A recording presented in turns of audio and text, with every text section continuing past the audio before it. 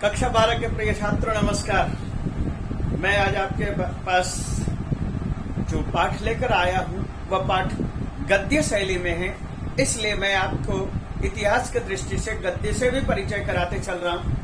गद्य का विकास कब हुआ, कैसे हुआ, इन चीजों के विषय में भी हमें थोड़ी जानकारी होनी चाहिए। जब हम गद्य की बात करते हैं तो हम सबसे पहले तो ये बात करेंगे कि महाकाव्य के 3 स्वरूप होते हैं। महाकाव्य का 3 स्वरूप में यहां दिखा रहा हूं आपको, पद्यम, गद्यम, चंपू। गद्य में क्या होता है? छंदोबद्धम काव्यम पद्यम। गद्यम क्या होता है? छंदोरहितम काव्यम। और गद्य पद्यमयम काव्यम चंपू इति अभिधीयते। तो इस तरह से गद्य काव्य के विषय में जानकारी दी जाती है। तो गद्य काव्य शुरू कहाँ से हुआ है, गद्य काव्य की शुरुआत कहाँ से हुई, तो हम सबसे पहले बात करेंगे प्राचीन काल से। और प्राचीन काल से शुरू होती है वेद के काल से, और वेद काल में वैदिक गद्य और वैदिक गद्य हमें कहाँ मिलेंगे? वेदों में मिलेंगे, और वेदों में यजुर्वेद में मिलते हैं। इसलिए मैंने लिखा यहाँ पर वैदिक काव्य। और इसके अतिरिक्त जो गद्य होता है, गद्य जो है शिलालेखों पर लिखा जाता था। राजा महाराजाओं के शिलालेख लगे हुए होते थे, उस पर गद्य के रूप में लिखा जाता था, इसलिए शिलालेख ही गद्य। इसके अतिरिक्त हमारे पास जो गद्य की विधा है, गद्य की शैली है, बड़े बड़े विद्वान शास्त्रीय उनका जो उपयोग करते थे, जो कि वे महाकाव्य के तौर पर नहीं करते थे, तो उसको कहा जाता था शास्त्रीय गद्य।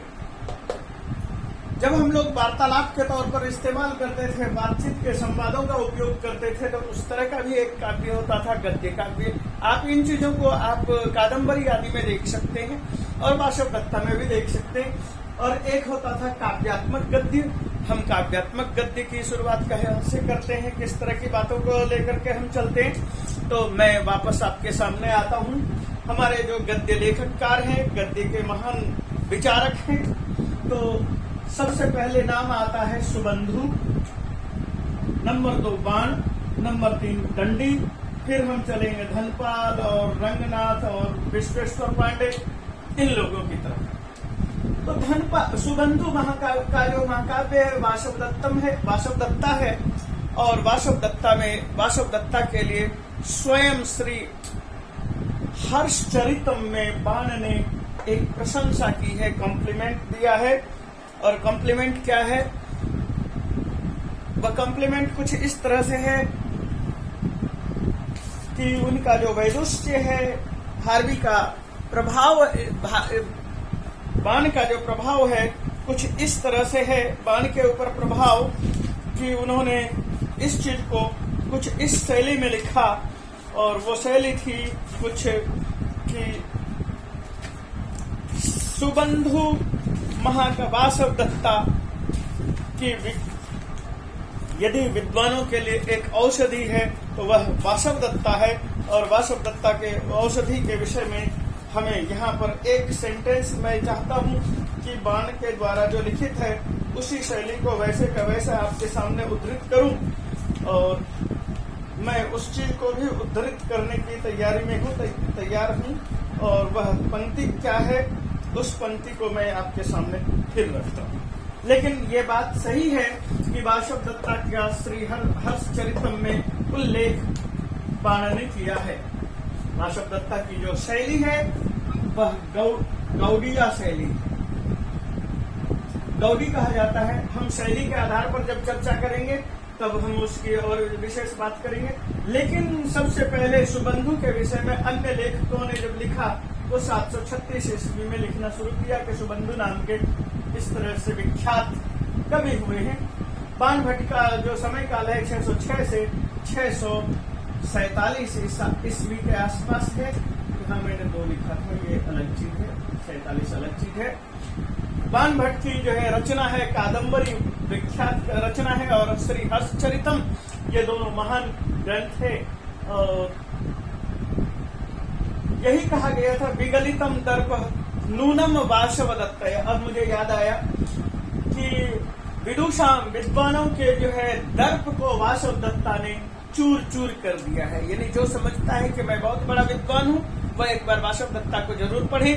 उसका दर्प, उसका नूनम विगलितम दर्पम वाशवदत्तया, वाशवदत्ता ने दर्प को खत्म कर दिया। जैसे कि श्री हर्ष के विषय में कहा जाता है, श्री हर्ष के विषय में भी कहा गया है विद्वदौषधम, विद्वानों की औषधि।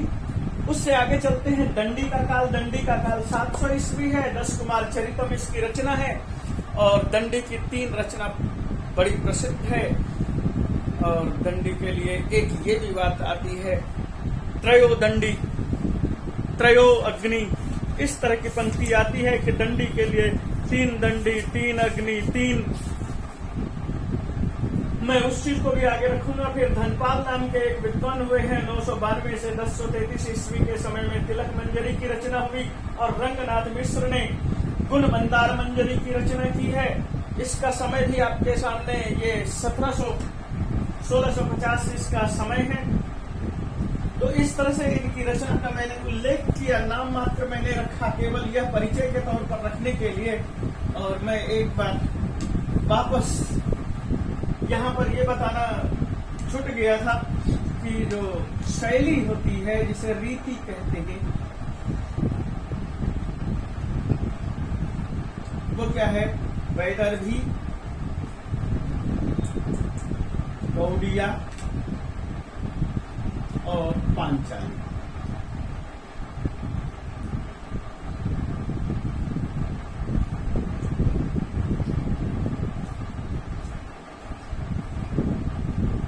तो वैदर्भी, गौड़िया, पांचाली ये 3 रीतियां हुई है और इन 3 रीतियों के आधार पर लोगों के काव्य की बड़ी प्रशंसा और उन चीजों के विषय में जानकारी दी जाती है।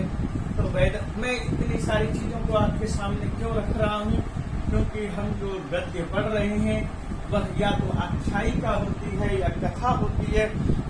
अब मैं वापस आपके पास पाठ को लेकर के आ रहा हूँ और पाठ का नाम दौवारिकस्य निष्ठा।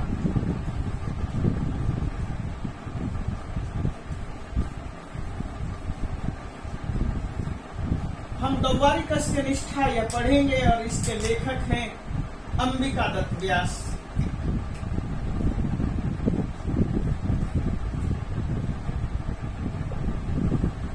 अंबिका दत्त व्यास राजस्थान के निवासी थे और इनका समय काल है 1858 से 1900। इन्होंने जो क्या कहते हैं ये दौवारिकस्य निष्ठा जिस पुस्तक की चर्चा की है वह है शिवराज विजयम। शिवराज विजय की रचना का काल है 1898 ईस्वी। हम इसके अतिरिक्त भी लगभग 75 से 78 के आसपास किताबें शिवराज इस पर मिलती है, लेकिन शिवराज विजय पर जो मूल प्रभाव है, मूल आधार है, वह उपन्यासों का आधार है और वो भी बंगला उपन्यास का आधार ज्यादा है शिवराज विजय पर। तो हम इस कथा को इसके माध्यम से देख रहे हैं, उस चीज को आगे बढ़ा रहे हैं।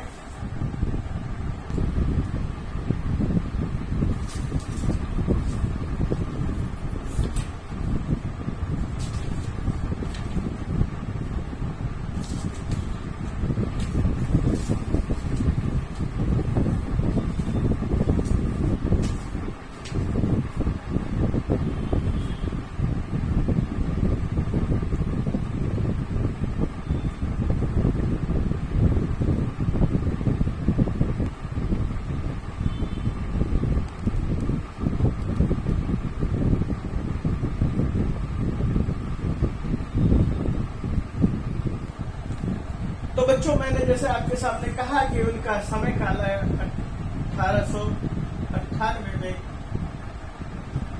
1898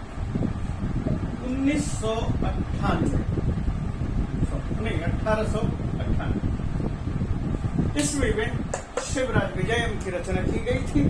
और जो मैंने आपके सामने दंडी के विषय में थोड़ी सी उक्ति बताई, क्योंकि दंडी इतने ज्यादा जबरदस्त विद्वान थे इस चीज के, इस क्षेत्र में, कि ये कहा गया कबीर दंडी कबीर दंडी कबीर दंडी न संशय, इसमें कोई संशय नहीं कि कबीर हो तो दंडी, इसके अतिरिक्त कोई नहीं।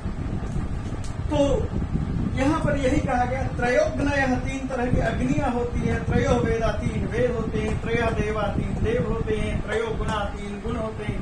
तीन अग्नियां कौन कौन सी होती है हम इन चीजों की बाद में चर्चा करेंगे। और त्रयो दंडी प्रबंधस्य, और दंडी के तीन प्रबंध, त्रिषु लोकेषु विश्रुता, तीनों लोक में ख्यात नाम है, प्रसिद्ध है।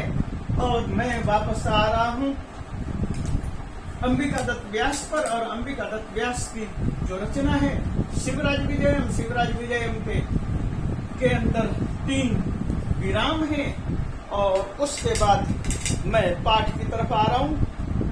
पाठ है, मैं श्लोक, ये पाठ नाट गद्यात्मक है, गेय नहीं है, इसलिए मैं आपके सामने जो कुछ भी रखूंगा वह पैराग्राफ होगा। पैराग्राफ को ध्यान से समझना है, सुनना है, और उस चीज को ध्यान से देखिए। संवृते किंचित अंधकारे, पाठ शुरू होता है संवृते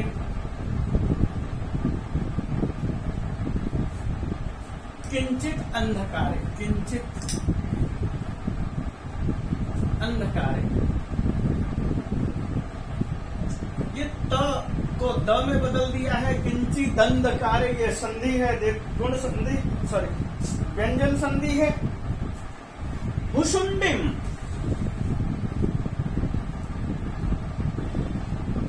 बंदूक,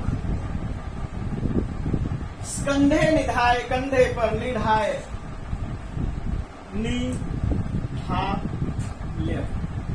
निधाय रखकर, बंदूक को कंधे पर रख करके, निपुणम निरीक्षमाण, पूरी तरह से निपुणम, अच्छी तरह से, निरीक्षमाण, निर प्लस इक्ष धातु है प्लस शांत, ये प्रत्यय है। निरीक्षमाण, देखते हुए, और निरीक्षमाण शब्द है, एक वचन है, निपुणम एक वचन है, अच्छी तरह से देखते हुए। क्या चीज देख रहे हैं? आगतम प्रत्यागतम च विदधान, आने वाले को और जाने वाले का परिचय करते हुए, समझते हुए, जानते हुए। प्रताप दुर्ग दौवारिक, प्रताप दुर्ग का नाम है प्रताप दुर्ग, और उसका जो दौवारिक है, दौवारिक का मतलब है द्वारपाल। प्रताप दुर्ग का दौवारिक द्वारपाल। कस्यापि पादक्षेप ध्वनिम, कस्यापि किसी का, पादक्षेप, पाद का मतलब होता है पैर, आक्षेप का मतलब, आक्षेप चलने की, और ध्वनि ना, ध्वनि से पैरों के चलने की ध्वनि को, इव अश्रौषित, मानो की सुना, इव अश्रौषित, यह लुंग लकार का प्रयोग है, अश्रौषित सुना। क्या सुना? पादक्षेप ध्वनिम अश्रौषित। कह अश्रौषित? दौवारिकः अश्रौषित। कुत्र अश्रौषित? प्रताप दुर्गस्य पार्श्वे, प्रताप दुर्गस्य द्वारे, प्रताप दुर्ग के द्वार पर सुना। तथा स्थिरीभूय, और उसके बाद स्थिर होते हुए, यह स्थिर न आसीत, यह जलायमान आसीत, स्थिर भवती स्थिरीभूय। ये ध्यान रखिए, यहाँ पर एक तरह का प्रयोग है, ये कुछ इस तरह से है। जो भी द्वारपाल है वह स्थिर नहीं है, एक जगह से दूसरी जगह तक चलना उसका काम है, निरीक्षण करना, देखना है, ये स्थिर नहीं है।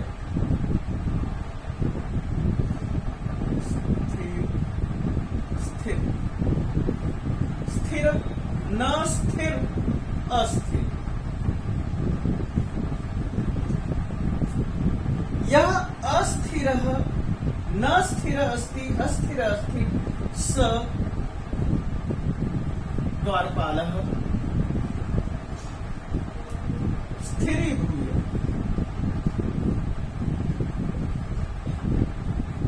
जो स्थिर नहीं है वह स्थिर होकर के, तात्पर्य क्या क्या है, जो स्थिर नहीं था वह स्थिर हुआ, रुका। अस्थिर न स्थिर अस्थिर, यह अस्थिर सस्थिरी हुआ। स्थिर होकर के, ठहर करके, रुक करके क्या किया, पुरतः पश्यन्, पुरतः सम्मुखम, पुरतः सामने, सम्मुखम पश्यन् देखते हुए, यह पश्यन् शब्द है और ये पश्यन् शब्द में क्षत्रिय प्रत्यय है, देखते हुए। सत्यपि, सति प्लस अपि सत्यपि,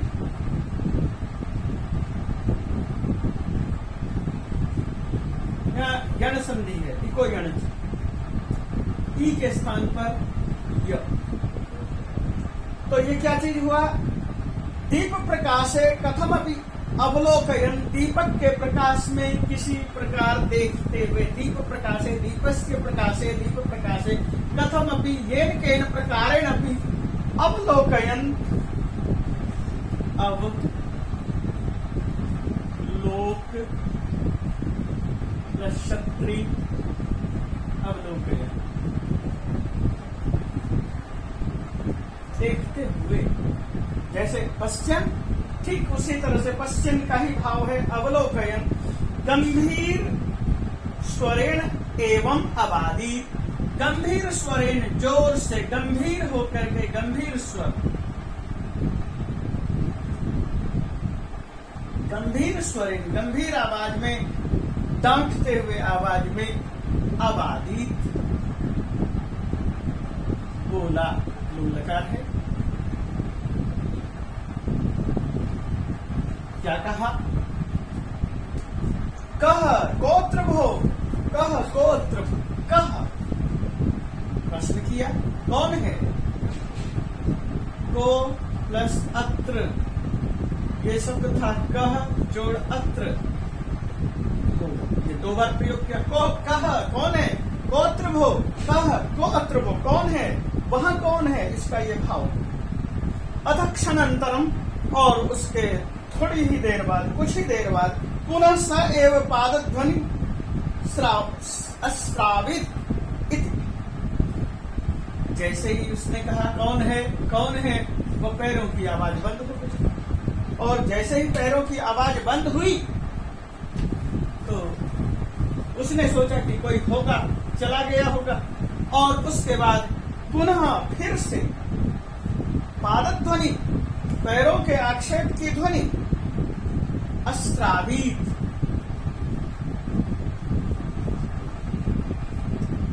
ध्यान रखिए, अभी थोड़ी देर पहले दिया था अश्रौषित, यहां है अश्रावित, दोनों का अर्थ एक ही है, सुना, लकार भी दोनों एक ही।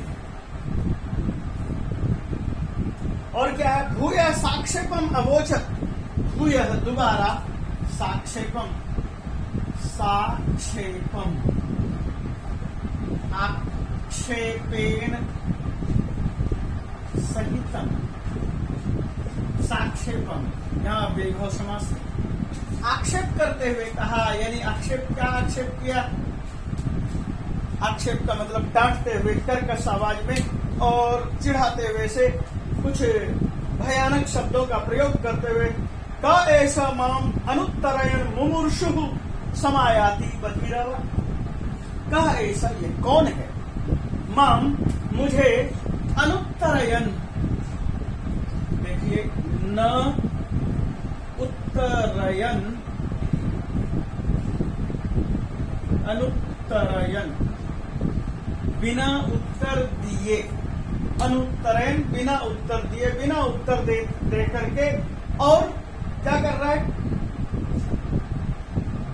किम्मिति,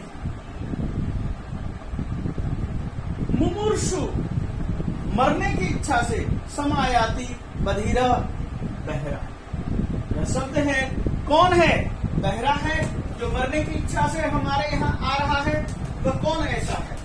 तो यहाँ इस भाव को लेकर के आपके सामने प्रकट किया, प्रस्तुत किया कि कौन है, मुमुर्षु, मर्तुम इच्छा येषां स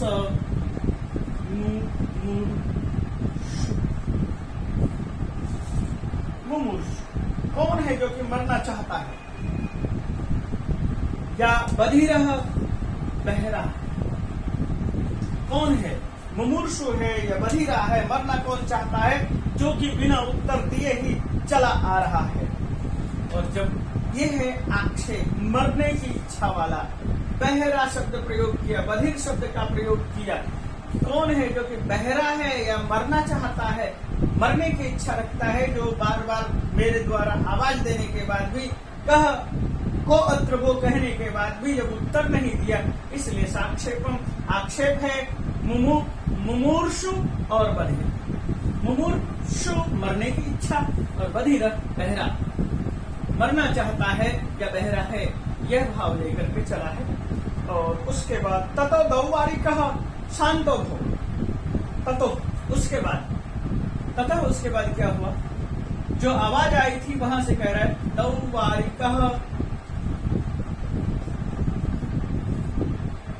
शांतो भो।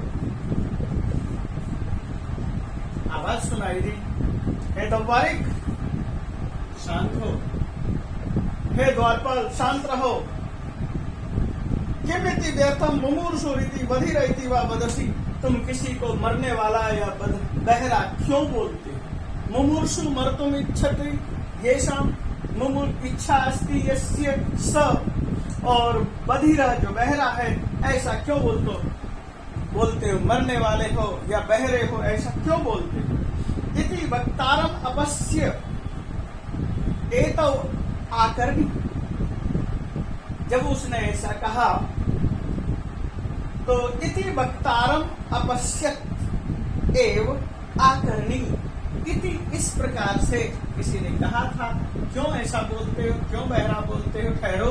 तो इति इस प्रकार से वक्तारम, ध्यान दीजिए वच धातु और इस शब्द से बना वक्ता और इसका है द्वितीय विभक्ति एक वक्तारम। जैसे वक्ता वक्तारो वक्तारः वक्तारम वक्तारो वक्तारः और वक्त्रा वक्त्रेभ्यः वक्त्री, इस तरह से इनके रूप हैं। तो वक्तारम बोलने वाले को क्या किया? अपश्यत देखा, एव आकर्णी सुना। क्या सुना? मंत्र स्वर मेदुरावाणी। वह उसने सुना कि मंत्र स्वर धीरे धीरे स्वर है, मेदुरावाणी और वाणी उसकी मेदुर है, मीठी है, अच्छी आवाज है, गंभीर आवाज है। इस चीज को उसमें उन्होंने देखने की कोशिश की और क्या किया है? अथ तत्किम आज्ञायत्यापि भवता प्रभुवर्याणाम आदेशो यत् दौवारिकेण प्रहरेण वा त्रिपृष्ठोऽपि प्रत्युत्तरम अददत् हन्तव्ये। क्या कह रहा है? अथ तत्किम नाज्ञायी। तत्किम तो क्या, न जोड़ आज्ञायी। आज्ञायी क्या तुम्हें आज्ञा समझ में नहीं आती? न जोड़ आज्ञायी आज्ञा है ऐसा नहीं जानते? क्या आज्ञा है? अद्यापि आज भी भवता आपने क्या ये आदेश नहीं सुना? प्रभुवर्याणाम आदेश, प्रभुवर्य का जो हमारे प्रभु हैं उनका आदेश। प्रभुवर्याणाम षष्ठी विभक्ति बहुवचन का प्रयोग किया है। प्रभुवर्यों का आदेश है, हमारे ऊपर जितने भी बड़े बड़े लोग हैं उनका ये आदेश है। क्या आदेश है? दौवारिकेन प्रहरिण वा, द्वारपाल के द्वारा, दौवारिकेन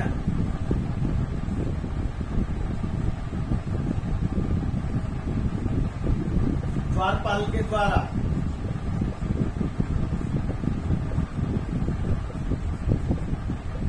प्रहरिण, प्रहरी सिपाही के द्वारा, यह तृतीय व्यक्ति का एक एक वचन है दोनों जगह, दौवारिकेण और प्रहरिणा दोनों जगह ही तृतीया एक वचन का प्रयोग है। क्या है? त्रिपृष्ठ हो, 3 बार पूछे जाने पर त्रि 3 और ये पृष्ठ शब्द है और अपि शब्द है। ये को अत्र के जगह जैसे बनाया था, ये विसर्ग को ओ हो गया और इस अ को हटा दिया है। ये पूर्व रूप संधि है। द्वारपालों को और इनको आदेश है कि 3 बार पूछो।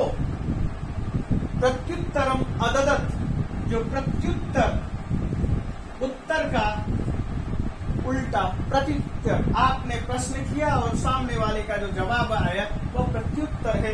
उत्तर का उत्तर प्रत्युत्तर। अददत, जो नहीं देना चाहता है, न ददद अददद, अददद।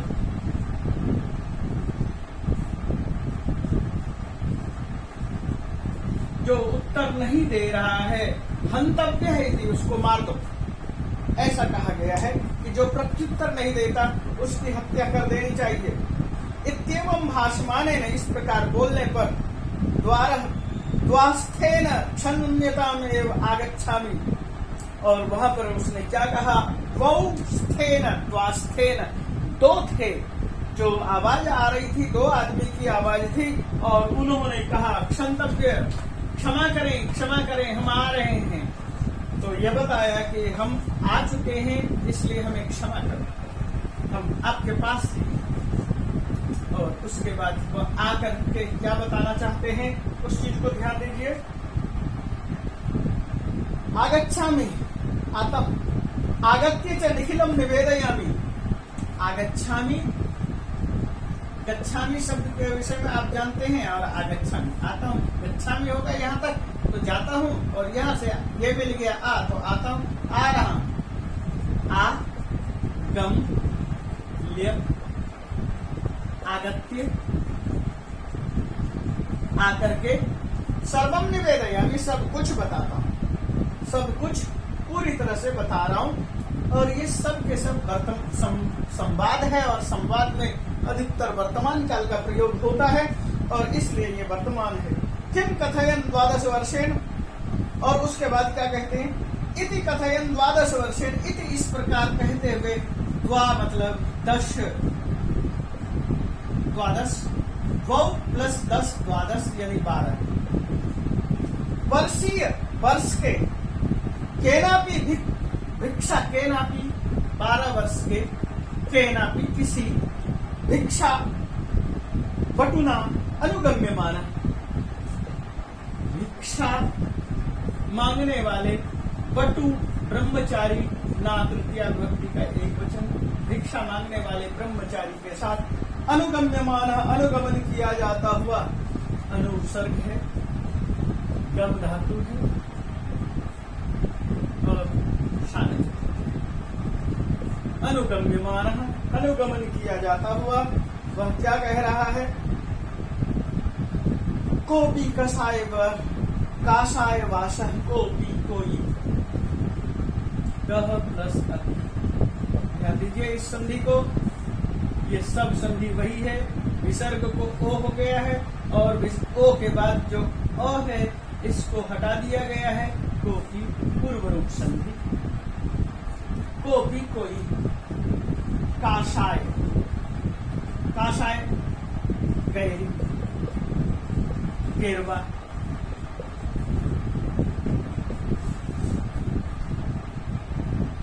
काशाय बासाह, जिसके बास हैं, बास का मतलब क्या है? वस्त्र, गेरवा वस्त्र वाले, गेरवा कपड़ा पहने हुए, धृत तुम्बी,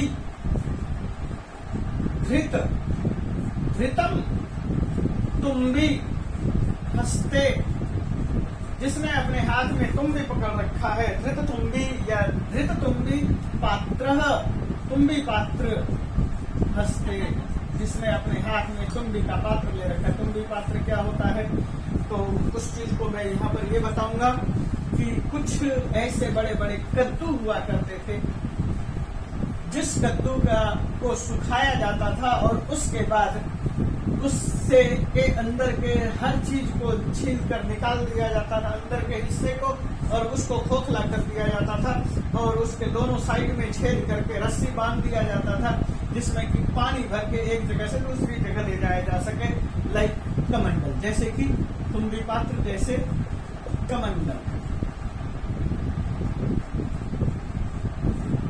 तुम्बी पात्र, कमंडल, यानी कद्दू आदि के द्वारा बनाया हुआ वह पात्र तुम्बी पात्र, और कमंडल आदि जो होगा वो लोहे के, मेटल से, धातु से बनाए हुए होंगे। और जितने भी सन्यासी होते थे मेटल का कण, उसी तरह के बर्तनों का ज्यादा प्रयोग करते थे। भव्य मूर्ति सन्यासी दृष्ट, एक भव्य मूर्ति, खूबसूरत चेहरा वाला सन्यासी दृष्ट, सन्यासी देखा। ततस्तयोर एवं अभूत आलाप, तयः, ततः उसके बाद तयोः, उन दोनों का, तयोः कयोः, तयोः शब्द प्रयोग है। द्वारपालस्य सन्यासिनः च, द्वारपालस्य सन्यासिनः च तयोः, उन दोनों का। एवं अभूत वार्तालाप, एवं वार्तालाप, वार्तालाप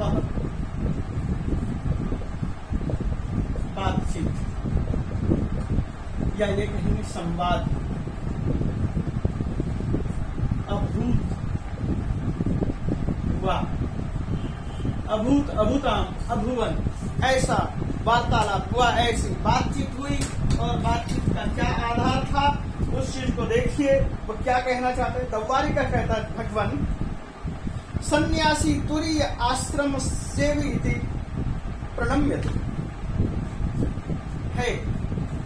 तो द्वारपाल कहता है सन्यासी, सन्यासी हो,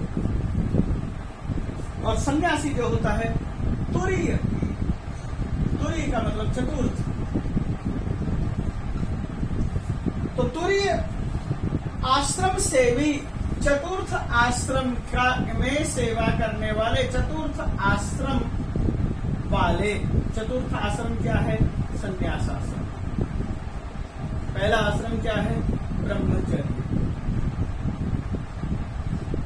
दूसरा गृहस्थ, तीसरा वानप्रस्थ, चौथा संन्यास। तो तुरीय आश्रम का मतलब है संन्यास आश्रम में निवास करने वाले, संन्यास आश्रम में रहने वाले, तुरीय आश्रम से ही इति प्रणम्यते। आप सन्यासी हैं, हम आपको प्रणाम करते हैं। परंतु प्रभु नाम आज्ञा उल्लंघ्य, प्रभु के आज्ञा का उल्लंघन करके, उल्लंघ्य शब्द है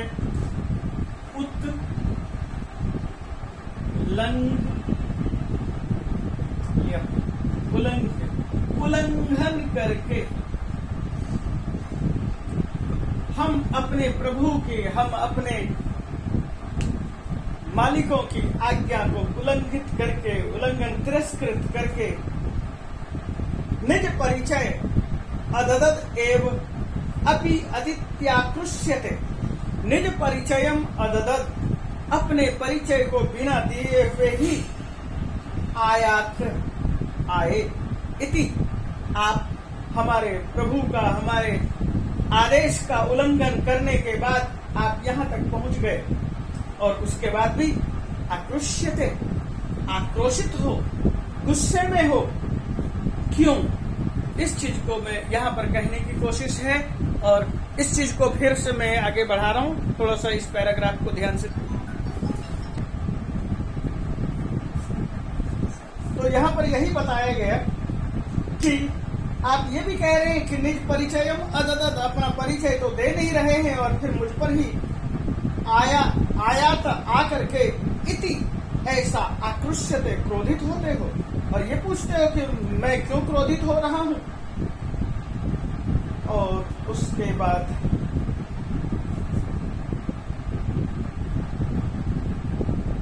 सन्यासी कहता है शांतो शांतो अयम अपराध, शांत हो जाए। शांतो अयम अपराध शांतः क्षम्यताम्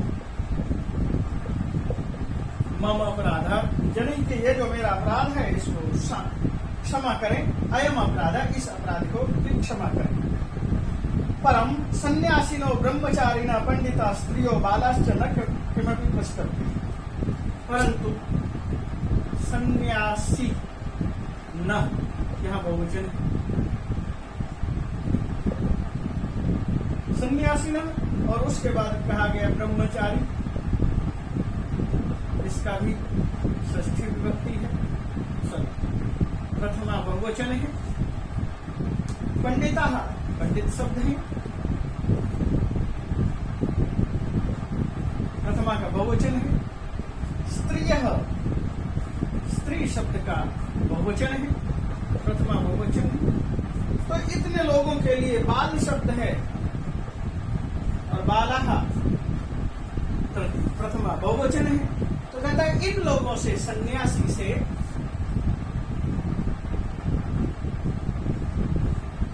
ब्रह्मचारी से, पंडित से, स्त्री से, बालक से, इनसे नहीं पूछा जाता है। न प्रस्तव्य किमपि, इनसे कुछ भी नहीं पूछना चाहिए, इनसे कुछ नहीं पूछा जाता है। आत्मानं परिचय अपरिचय अंतो भी प्रवेशव्य, अपने आप को परिचय नहीं देता है तब भी इनका प्रवेश वर्जित नहीं है। इनको पूछने की जरूरत नहीं है और इनको प्रवेश दिया जा सकता है। यह भाव कहा सन्यासी। तो मैंने यहाँ पर इसलिए उन सब की विभक्तियों का उल्लेख कर दिया कि कौन सा वचन है, कौन सी विभक्ति है। और उसके बाद आगे क्या कह रहे हैं, तो द्वारिका कहता है, द्वारपाल कहता है सन्यासीन, हे सन्यासी, बहुक्तम, बहुत बोलते,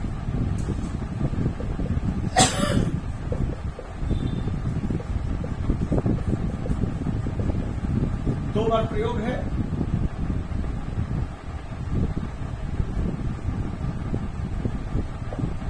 यहां पर दीर्घ संधि है, ऊ जोड़ ऊ बराबर बढ़ाओ। बहु उक्तम, बहुत बोलते। विरम न वयम तो वारिका, विरम, विराम करो, ठहरो, रुको। विरम, ठहरो, विराम करो, रुको, अपनी बात को लगाम दो। और क्या कह रहे हैं, न वयम तो वारिका, हम सारे के सारे द्वारपाल, ब्रह्मणों की आज्ञा प्रतीक्षा में, हम अपने ब्रह्मणः, ब्रह्मा, यदि कोई नहीं बोलता है तो हमें आदेश है कि ब्रह्मा की आज्ञा का भी प्रतीक्षा न करें। प्रतीक्षा में, हम ब्रह्मा की आज्ञा की भी प्रतीक्षा नहीं कर सकते। तो किसकी आज्ञा की प्रतीक्षा कर सकते हैं, केवल महाराज शिववीरस्य आज्ञा, केवल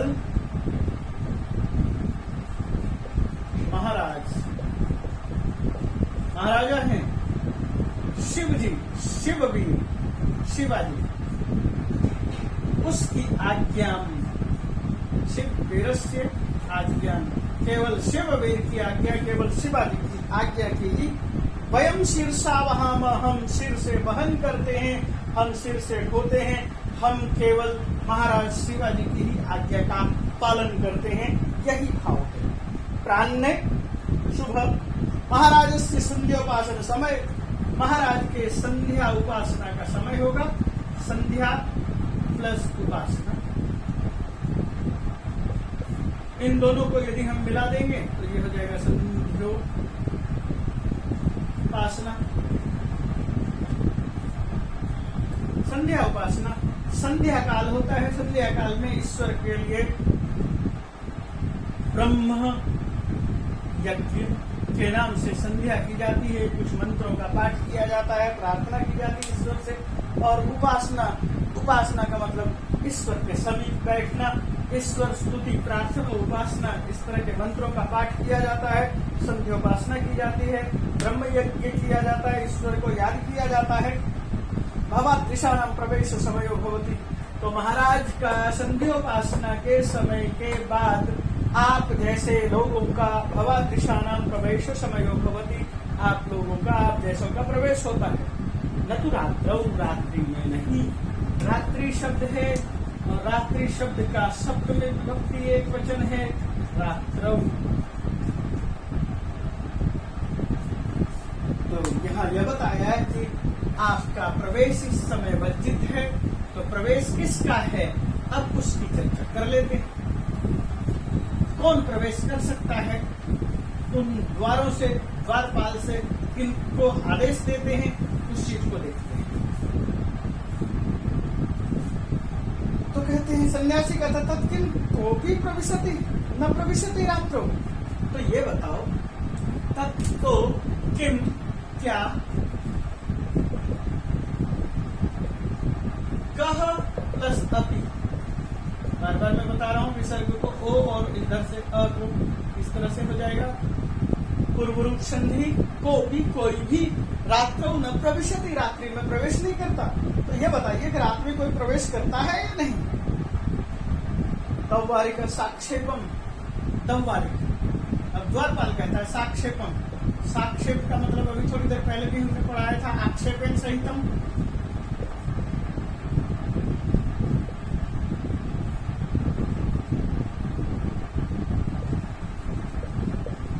आक्षेप करते हुए किस तरह का आक्षेप किया, वो भी, कोई भी कथम न प्रवेशति, कोई भी प्रवेश तो नहीं करेगा।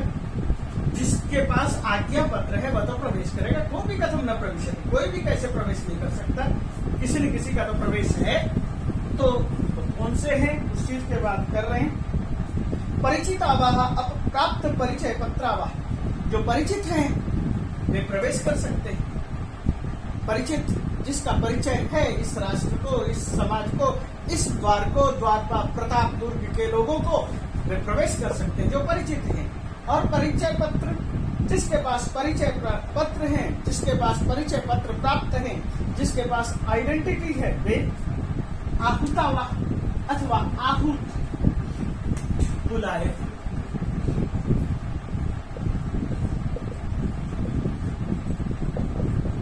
अथवा बुलाए हुए लोग ही यहाँ पर प्रवेश कर सकते हैं। तो बुलाए हुए कौन हैं, उस चीज को फिर यहाँ पर प्रकट कर रहे हैं। न तो ये के भी समागता भवादृशा, हर कोई आप जैसा, ये के भी जो कोई भी, भवादृशा आप जैसा, समागता आया। सन्यासी का तो व्यापारिक है। द्वारपाल इत आया है, इधर आओ, इत आया ही, इधर आओ। किमपि कुछ करने कथयिष्यामि, करने कान में कथयिष्यामि, कहूंगा मैं तुम्हें कुछ कान में कहना चाहता हूँ। दौवारिक तथा कृत्वा, और वैसा ही करके। कृत्वा में कृ धातु प्रत्यय है, कृत्वा कथ्यताम, कहिए। कथ्यताम का मतलब कहिए। यहाँ भी लोट लकार का प्रयोग है। आप इस चीज को थोड़ा ध्यान देंगे, हम इस चीज को और आगे बढ़ाएंगे। सन्यासी कहती है यदि तुम माम प्रविशंतम, यदि तुम मुझे, माम मुझे, प्रविशंतम प्रवेश करते हुए, न प्रतिरुद्धे, न रोको। ये देखिए यहाँ प्रविश प्लस शब्द, प्रविशन शब्द बना और इसका रूप हो जाएगा प्रविशन, प्रविशंतौ, प्रविशंतम, प्रविशंतम, प्रविशंतौ, प्रविशतम। तो इस तरह से जो रूप है प्रथमा विभक्ति और द्वितीय विभक्ति, माम मुझको, ये अहम आवाम वयम, ये देखिए अहम आवाम वयम, और द्वितीय विभक्ति माम आवाम अस्मन्।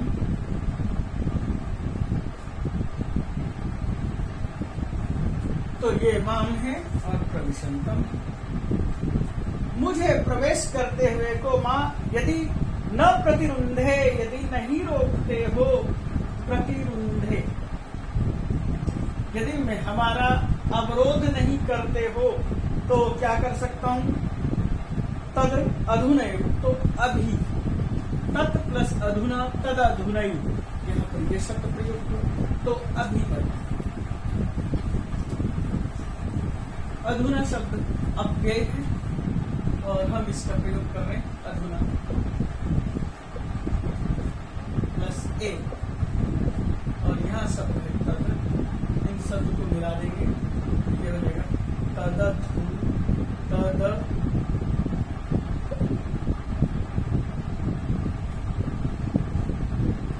और ये आ और ए मिल करके दीर्घ हो गया, वृद्धि संधि हुई, तद अधुनैव, तो अभी अभी। परिष्कृत पारद भस्म तुभ्यं दास्यामि, परिष्कृत, परिष्कृतम, सुष्ठुतया, अच्छी तरह से जिसका संशोधन हो चुका, ऐसा पारद भस्म, मैं तुम्हें पारद भस्म दे सकता हूं। तुभ्यं पारद भस्मं भस्म दद्याम, मैं तुम्हें पारद भस्म दे दूंगा, और उसका क्या काम होगा? यथा, जिससे, त्वम, तुम, गुंजा, रत्ति, गुंजा मात्रेन, रत्ती भर से ही, अपि ही, वा 50 संख्याक तुला परिमितम, वा 50 52 तुला परिमाण वाला, वा 50 तुला परिमितम, वा 50 52 तुला तक, ताम्रम स्वर्णम विदधातुम शक्नुत, ताम्रम, तांबे को, स्वर्णम, सोना, विदधातुम, बनाने में, शक्नुयाः, सकते हो, यहाँ लोट लकार का प्रयोग है, शक्नुयाः, तुम 52 तोला तक तांबे से सोना बना सकते, केवल रत्ती मात्र के टच करने से, गुंजा मात्र से ही इतना तुला बना सकते हैं। और उसके बाद क्या कह रहा है? दब्बारे का हंग हो, हंग हो, हंग हो से क्या करते हैं? वाह वाह। इस तरह से शब्दों का जब प्रयोग किया जाता है तो यहाँ शब्द होता है हंग हो।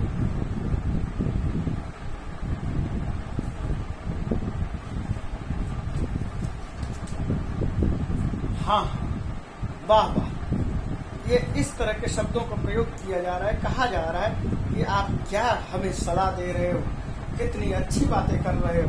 हम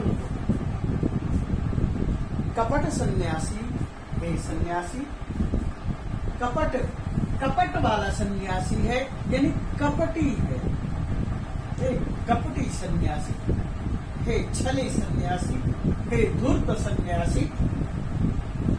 यहाँ पर ये कहा द्वारपाल ने, और क्या कहा? कथम विश्वासघातम स्वामी वंचनम च शिक्षयसि, कथम, क्यों, विश्वासघातम, विश्वासघात करना, जिस पर किसी का विश्वास है उस विश्वास पर हत्या कर देना, विश्वास की हत्या करना विश्वासघात कहलाता है। और स्वामी वंचनम, स्वामी के प्रति ठगी, हमें स्वामी के प्रति वंचना करने वाला, ऐसा शिक्षयसि, शिक्षा दे रहे। धूर्त सन्यासी, तुम हमें विश्वासघाती बना रहे हो, स्वामी को ठगने की बात कर रहे हो, कि स्वामी को ठगने की शिक्षा दे रहे हो। ते केचन अन्ये भवन्ति नीचा, ते केचन, ते वे, केचन कुछ लोग, और फिर अन्य का, और यहाँ लगाइए अन्य, वे कुछ लोग अन्य ही होते हैं, ये अन्य शब्द अलग से, अन्य, वे कुछ अन्य लोग होते हैं, और वो कैसे होते हैं? नीचा, नीच लोग होते हैं, निकृष्ट लोग होते हैं। वे कुछ अन्य किस्म के निकृष्ट लोग होते हैं जो क्या करते हैं कि वे स्वामीनम वंचयित्वा आत्मानम, स्वामीनम वंचयित्वा, स्वामी को वंचित करके, ठग करके, वंचयित्वा, वंचयित्वा, त्वा प्रत्यय है, त्वा प्रत्यय, वंचित और त्वा, स्वामी को ठग करके, आत्मानम, स्वयं को, अंधतमसी, गहरे अंधकार में, पातयंती, गिराते हैं, पातयंती,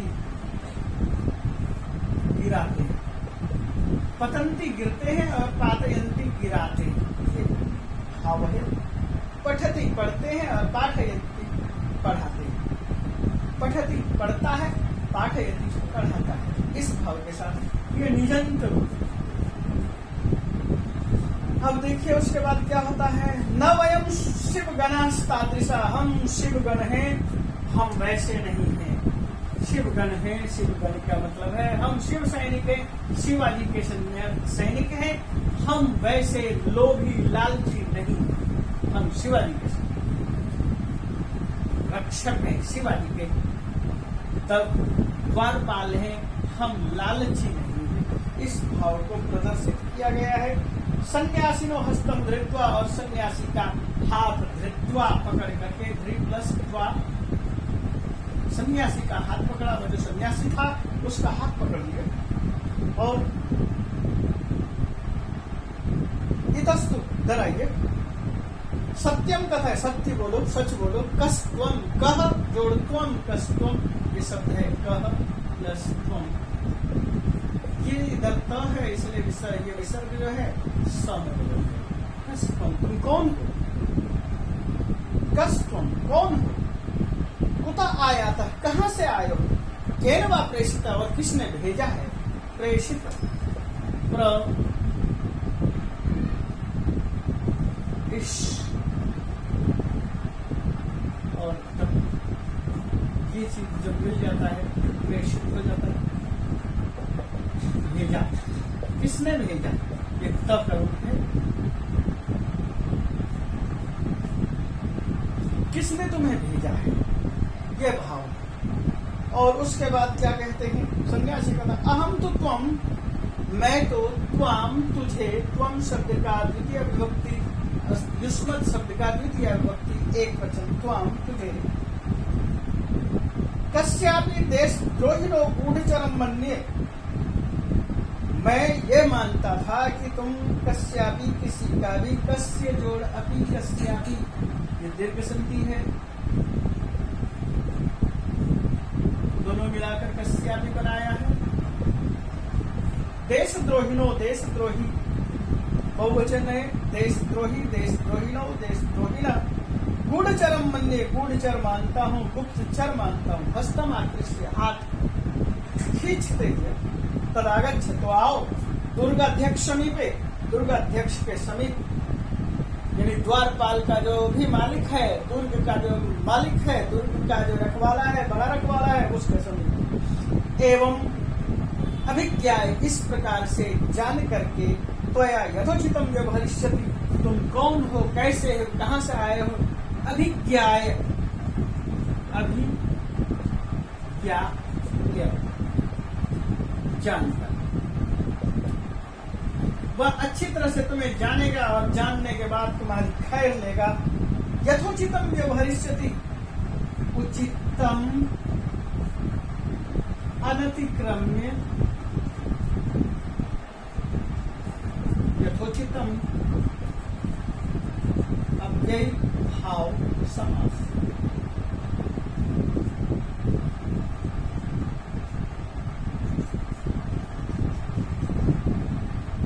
यथोचितम, उचित के अनुसार, के अनुसार, यानी जैसा चाहिए वैसा ही व्यवहरिष्यति, व्यवहार करेगा। तथा सन्यासी, और उसके बाद सन्यासी ने कहा त्यज, छोड़ छोड़, त्यज छोड़ो, ना हम पुनः आयामी, आयास्यामी, और मैं पुनः न आयास्यामि मैं नहीं आऊंगा, यास्यामि जाऊंगा और आयास्यामि आऊंगा। यास्यति यास्यत यास्यन्ति का रूप है यहाँ। इस रूप को थोड़ा सा यहाँ दिखा देता हूँ जिससे कि आपको समझ में आने शुरू हो जाए। रूप कुछ इस तरह से है, यास्यति यास्यसि यास्यामि और यास्यामि जाऊंगा और इसके साथ आ लगा दिया है, आयास्यामि आऊंगा। ये उत्तम पुरुष का एक वचन है, मध्यम पुरुष का एक वचन है। और मैं बाकी आगे लिखा नहीं, यास्यति यास्यत यास्यन्ति यास्यसि यास्यथ यास्यथ यास्यामि यास्यावा यास्याम यास्यावा यास्याम। और उसके बाद न अहम पुनर् एवं कथयिष्यामि, और मैं ऐसा दोबारा न प्लस अहम न अहम,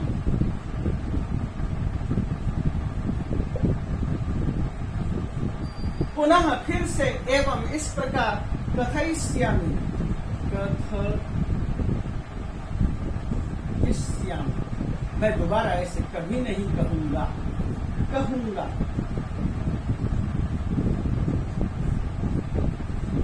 मैं ऐसा कभी नहीं। और उसके बाद महाशयोसी दयस्व, महाशय महान च असौ आशयः महाशय। इसका मतलब क्या है? यह कर्मधारय समास। जिसका आशय, जिसका मुख महान है, जिसके विचार महान है, उस चीज को कहा गया महाशयोसी, बड़े विचार हो, दयस्व दया करो, दयालु हो। और क्या कहा? बहुधा कथयन, इस तरह से बहुत बार कहा। दौवारस्तुतम आकृष्य, और द्वारपाल उसे खींच करके, वो पूरी ताकत से उसे खींचता रहा और खींचते हुए तम आकृष्य, उसको खींचते हुए नयन एवं मानो कि ले जाते हुए ही अत्रैव प्रचलित तत्रैव प्रचलित, उसी ओर चल पड़ा। नयन अत्रैव वहीं पर प्रचलित चल पड़ा। अच्छा, अब उसके बाद जगह जगह वहां पर दीप स्तंभ लगा होता था।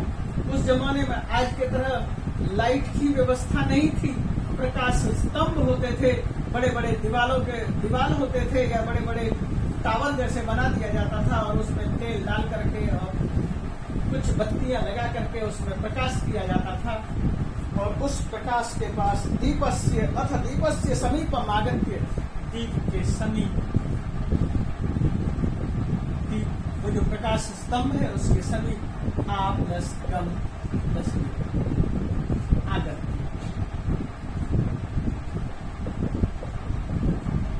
पास में आ गया। और उसके बाद क्या कहा? स्वामी स्वामिनोक्तम, स्वामिनः प्लस उत्तम, इन दोनों की संधि हो गई। स्वामिनः प्लस उत्तम, स्वामिनोक्तम, स्वामी को कहा। व्यवहारिक स्वामिना उक्तम, ये इसको ऐसा नहीं। स्वामिना तृतीय विभक्ति एक वचन स्वामी शब्द का, स्वामिना प्लस उत्तम।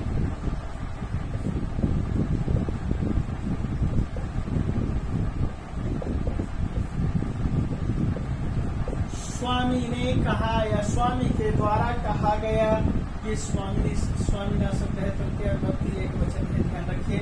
और उत्तम शब्द त प्रत्यय है, तात्पर्य है कि ये वाच्य कर्म वाच्य का प्रयोग है, और साथ ही संधि। स्वामी उत्तम व्यवहारिक है, द्वारपाल नामाम प्रत्यभिजानासि, न माम प्रति अभी जानासि, माम मुझे, न नहीं, अभिजानासि प्रत्याभिजानासि नहीं जानते। क्या मुझे आप पहचानते हो? मुझे आप जानने की कोशिश करो। क्या आप मुझे नहीं जानते? तथा पुनः निपुणम निरीक्षमाणः, तथा उसके बाद पुनः फिर से निपुणम अच्छे प्रकार से निरीक्षमाणः देखते हुए, वही निरीक्ष और सानच्प्रत्यय निरीक्षमाणः देखते हुए दौवारिक पर्यचिनोत, परितः अचिनोत, परि प्लस अचिनोत, पर्यचिनोत।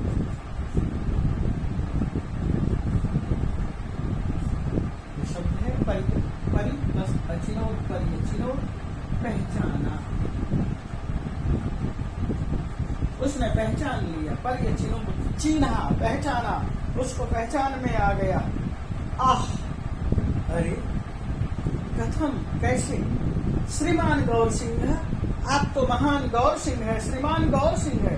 आर्य क्षम्यतां, क्षमा करे, अनुचित व्यवहारस्य एतस्य, हमने जो आपके साथ अनुचित व्यवहार किया, ऐसा अनुचित व्यवहार किया, आपका हाथ पकड़ करके खींचा, यह अनुचित व्यवहार था, हम पर आप दया करें। एतस्य ग्राम्य बराकस्य, हम तो गांव के हैं, गांव के हैं, बराकस्य बेचारे हैं। ध्यान दीजिए, गौर सिंह है, गौर सिंह प्रसिद्ध व्यक्ति है और गौर सिंह सबके लिए आदरणीय था, इसलिए वो कह रहा है गौर सिंह को देखते हुए, क्षम्यता, क्षमा करे, हमें क्षमा करो, हमारा अनुचित व्यवहार होगा, उस अनुचित व्यवहार से हमें मुक्त करो, हमारे अनुचित व्यवहार से क्षमा करें।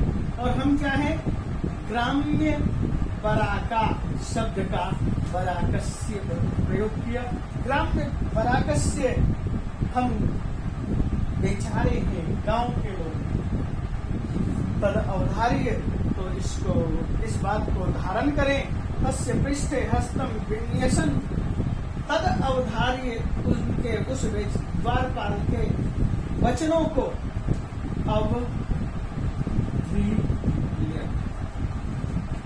अवधारण करके, समझ करके, स्कंधे, पृष्ठे, हस्तम, पीठ पर, हाथ, विन्यसन, रखते, प्लस न्यस प्लस हाथ रखते हुए क्या कहा, सन्यासी रूप गौर सिंह समवोचत, सन्यासी के रूप में जो गौर सिंह था उसने कहा, दौवारिकः, हे द्वारपाल, मया दृढ़म परीक्षितोसि, मैंने अच्छी तरह से परीक्षण किया है, परीक्षितः प्लस असि परीक्षितोसि, मैंने दृढ़ता के साथ तुम्हारी परीक्षा ली।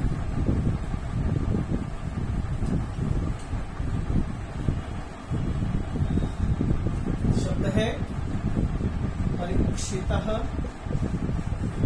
प्लस असि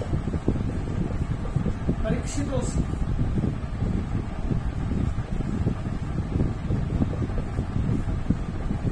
संधि है और यथा योग्य एव पदे नियुक्तोसि, अपने उचित योग्य, यथा योग्य, यथा योग्य का व्याख्या क्या करेंगे, योग्यम अनतिक्रम, यथा योग्यम कौन सी संधि है, अव्ययी,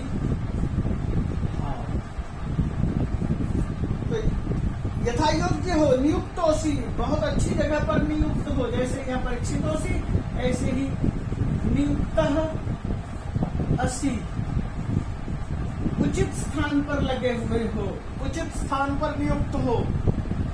वादृशा एव वस्तुतः पुरस्कार भाजनानि भवन्ति, तुम्हारे जैसे ही लोग वास्तव में पुरस्कार को पाने वाले होते हैं। लोकद्वयं च विजयन्ते, और दोनों लोक को जीतते हैं। विजयते, विजयेते, विजयन्ते। अब यहाँ पर मैं एक चीज और आपके सामने रखता हूँ, ये पाठ तो यहाँ पर खत्म हो गया। लोकद्वयम, दोनों लोगों को दोनों लोक कौन सा लोक है? यह लोक और परलोक। जिंदा होते हुए इस धरती के लोक का रहने वाला और मरने के बाद परलोक में रहने वाला, यह लोक और परलोक, दोनों लोक, लोकद्वयम, दोनों लोक को क्या करता है? विजयन्ते, विजित करते हैं। ये शब्द था विजयन्ते। शब्द आपने पढ़ा होगा, जयति, जयतः, जयंती, जयसी, और आपने ऐसे भी पढ़ा होगा, जयते, जयेते, जयंते।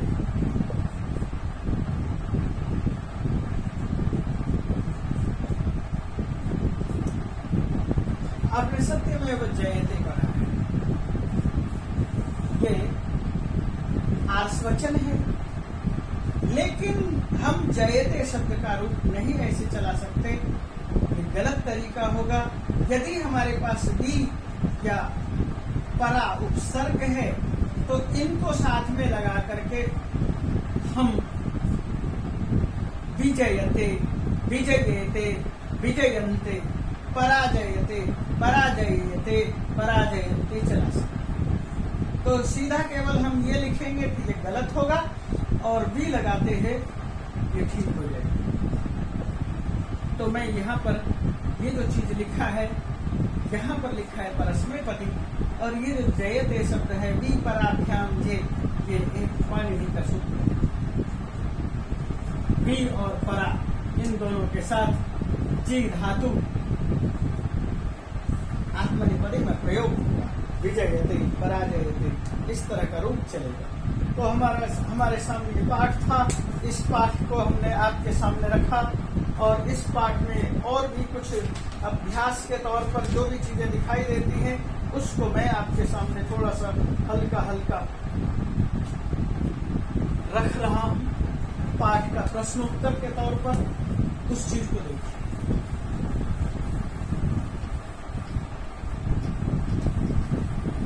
प्रश्न होगा एक पदेन या पूर्ण वाक्य। एक पदेन का अर्थ होगा एक पद में। पद से तात्पर्य है जिस शब्द में शुबंत और तिङंत का प्रयोग है उसको पद कहते हैं, और जिसमें शुबंत तिङंत का प्रयोग नहीं है उसको शब्द। तो क्या प्रश्न है? प्रताप दुर्ग दौवारिकस्य ध्वनिम् इव अश्रौषित।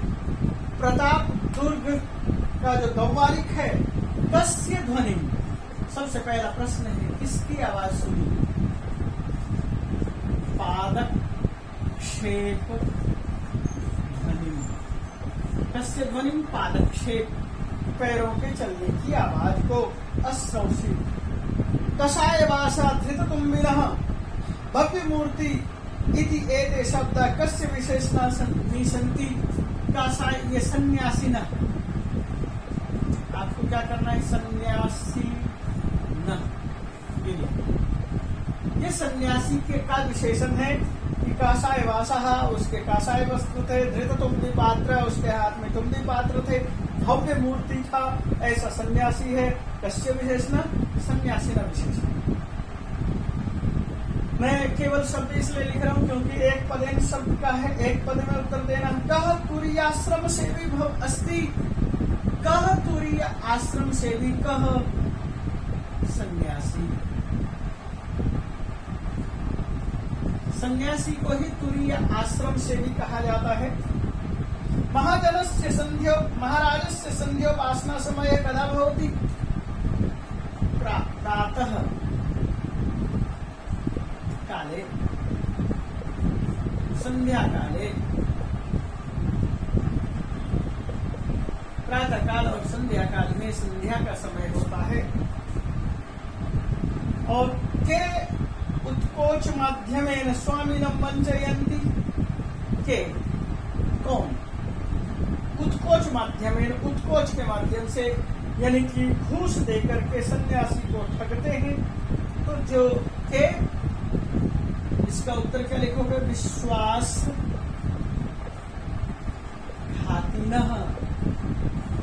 जो विश्वासघाती लोग होते हैं, विश्वासघाती जो विश्वासघाती हैं वे लोगों को ठगते हैं। त्यज ना हम पुनरायास्यामि ना हम पुनर्कथयिष्यामि महाशयोषि दयस्व इति कः अवदत्? सन्यासी अवदत्। या फिर सन्यासी वेशधारिणः गौरसिंह अवदत्। सन्यासी के रूप में जो गौर सिंह था उसने कहा। रात्रौ के प्रविशन्ति। अब यहाँ पर पूरा वाक्य होगा, पूरे वाक्य में उत्तर होगा और पूरे वाक्य में उत्तर होगा। के को हम लिख रहे हैं तो बाकी जो है अपने आप उसमें आ जाता है प्रश्नोत्तर में। वो उस चीज को आप अपने आप भी थोड़ा बढ़ा सकते हैं, लिख सकते हैं। और के लिए लिखेंगे ये परिचय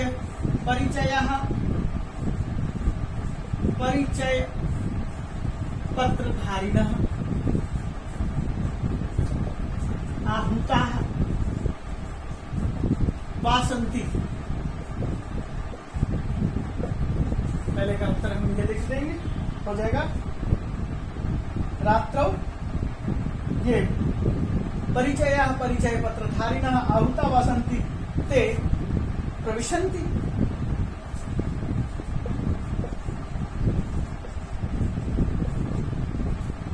आगे दीपस्य समीपम आगत्य सन्यासिना किम उक्तम? दीपस्य समीपम आगत्य सन्यासिना उक्तम। दीप के समीप आकर के सन्यासी ने क्या कहा? दीपस्य समीपम आगत्य सन्यासी ने कथितम किम? पुनः निरीक्षमाणः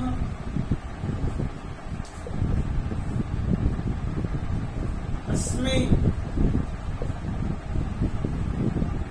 त्वादृशः पुरुषः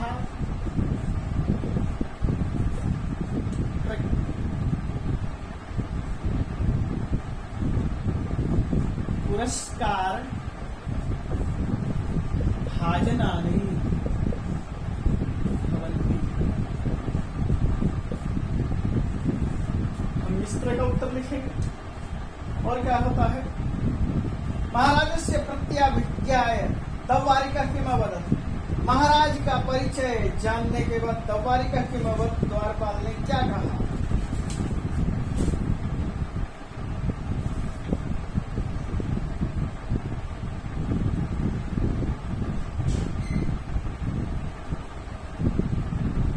दव्वारिका अवदत्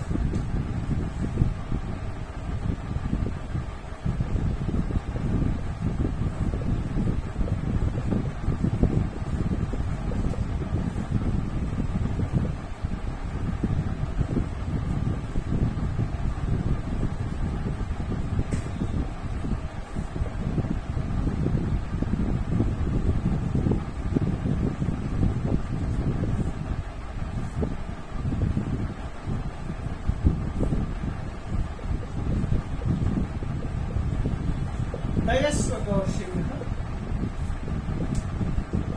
वयं ग्राम्य पराता मया यत् अनुचित व्यवहारं कृतं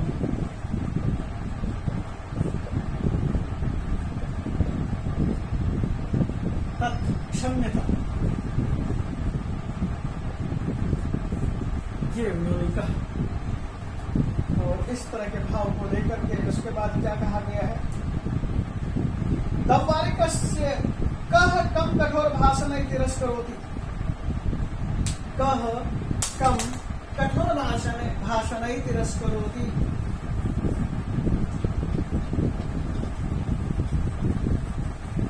तो यहाँ पर हम प्रश्न का उत्तर ये ऐसा लिखेंगे,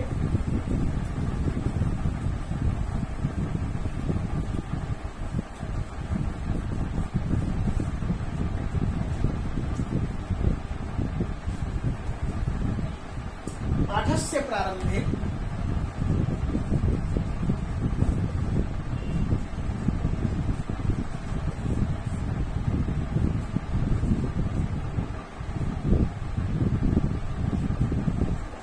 दौवारिकः पादध्वनिम् अश्रौषीत्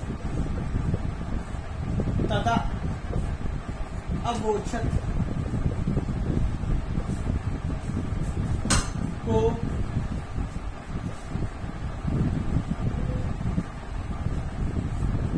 अत्र भो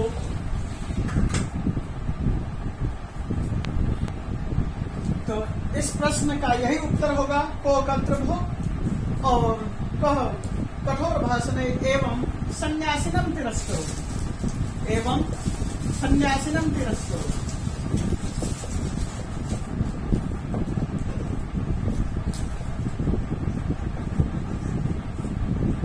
इसके बाद अगला प्रश्न होगा, दौवारिकस्य निष्ठा अयं पाठः कस्मात् ग्रन्थात् उद्धृतः। दौवारिकस्य निष्ठा अयं पाठः शिवराज विजयात् उद्धृतः। शिवगणः कीदृशः आसन्? शिवगणः निष्ठावन्तः आसन्। दौवारिकः सन्यासिं कम् अमन्यतः। दौवारिकः सन्यासिनम् एवम् अमन्यत यत् भवादृशा पुरुषा परलोके इहलोके च लोकद्वयम् एव भाजनानि भवन्ति, ते द्वयो एव लोकयोः विजयं लभस्व इति अवधारणा परिष्कृता। हमने इस पाठ के एक पद और अनेक पदों की व्याख्या कर दी है। इसी के साथ मैं पाठ को यहाँ समाप्त कर रहा हूँ। धन्यवाद।